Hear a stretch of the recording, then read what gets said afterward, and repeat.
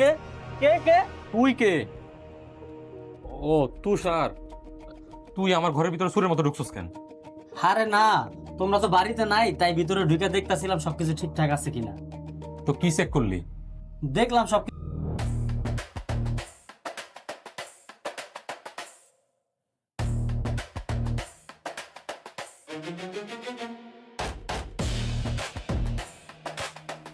তোর মেম্বার আমারে অবৈধ খাওয়াইছে, হারাম খাওয়াইছে। কেন? আমি তার কি ক্ষতি করছিলাম? আজকা দেখ বা ট্যাবলেটের কি করি।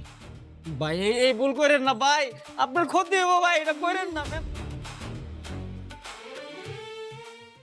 বন্ধুরা, নিজের আপন ভাইয়ের মতো যাকে ভাবল সেই কিনা সম্পত্তির লোভে এত বড় গেম খেলল। আজকের পর্বে তো একেবারে মাথা নষ্ট করা সব ঘটনা ঘটে গেল। একদিকে সম্পত্তির লোভে নিজের বাবা মায়ের অবাধ্য সন্তান তৈয়েবের হামলা, অন্যদিকে মিথ্যা ইয়াবা মামলায় ফাঁসিয়ে দেওয়ার ভয়ঙ্কর এক ষড়যন্ত্র। সালাউদ্দিন আর আমেনা কি পারবে এই কঠিন ষড়যন্ত্রের জাল ছিন্ন করতে, নাকি মেম্বারের সাজানো ছকে এবার চিরতরে ফেসে যাবে সালাউদ্দিন? চলুন পুরো রহস্যের জট খোলা যাক আজকের এই ধামাকাদার রিভিউতে। আপনারা যারা সত্যের মৃত্যু নেই নাটকের নিয়মিত দর্শক, তারা তো জানেনই যে নাটকটি এখন কোন লেভেলের টানটান উত্তেজনার মধ্য দিয়ে যাচ্ছে। আজকের ৫৮ নম্বর পর্বে আমরা দেখলাম যে সালাউদ্দিন আর আমেনা সিদ্ধান্ত নিয়েছে যে তারা খালা খালুর বাড়ি ছেড়ে চলে যাবে, কারণ ওই বাড়ির সম্পত্তির ওপর তাদের কোনো লোভ নেই। কিন্তু ওই যে কথায় আছে না, ভালো করতে গেলে বাঁশ খেতে হয়।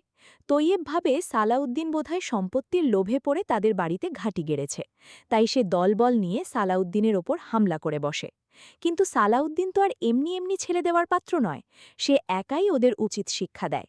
তবে পর্বের সবচেয়ে ইমোশনাল দিকটি ছিল যখন সালাউদ্দিন তৈয়েবকে বুঝিয়ে বলে যে তারা সম্পত্তির এক কানাকড়িও চায় না এবং তারা বাড়ি ছেড়ে চলে যাচ্ছে। সালাউদ্দিনের এই উদারতা আর স্পষ্ট কথায় তৈয়েবের ভুল ভাঙার একটা দারুণ সম্ভাবনা কিন্তু তৈরি হয়ে গেল। অন্যদিকে নাটকের আসল ভিলেন মেম্বার সাহেব কিন্তু হাত গুটিয়ে বসেনি। সে সালাউদ্দিনকে ফাঁসানোর জন্য এক নোংরা আর ভয়ঙ্কর চাল চেলেছে। তুষারকে দিয়ে সালাউদ্দিনের ঘরে ইয়াবা ট্যাবলেট রেখে তাকে পুলিশ কেসে ফেলার মাস্টার প্ল্যান করেছিল সে। কিন্তু সালাউদ্দিনের তীক্ষ্ণ বুদ্ধির কাছে মেম্বারের সেই প্ল্যান একদম ফ্লপ। সালাউদ্দিন তুষারকে হাতে নাতে ধরে ফেলে এবং তাকে শক্ত করে বেঁধে রাখে। এরপর সালাউদ্দিনের কড়া জেরার মুখে তুষার সব সত্যি উগরে দেয় যে মেম্বারই তাকে এই অবৈধ কাজের জন্য টাকা দিয়ে পাঠিয়েছে। এবার আসি আগামী পর্বের প্রেডিকশনে। আগামী পর্বে কিন্তু বিশাল একটা ধামাকা হতে চলেছে।